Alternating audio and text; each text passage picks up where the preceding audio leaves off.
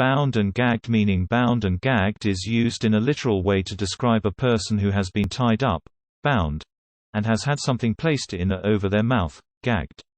This is typically done to prevent them from moving, escaping, or speaking, as in the case of someone who has been kidnapped or who is being held captive. This literal sense of the phrase is typically used in police reports or news reports about incidents in which someone has been restrained in such a way. Bound and gagged is also used figuratively to describe someone who has been silenced or prevented from speaking freely in some way.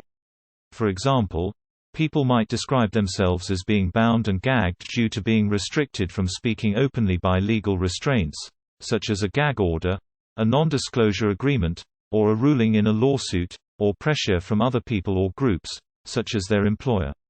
Example: it seems like he has been bound and gagged by the newspaper after all the controversy over his opinion piece.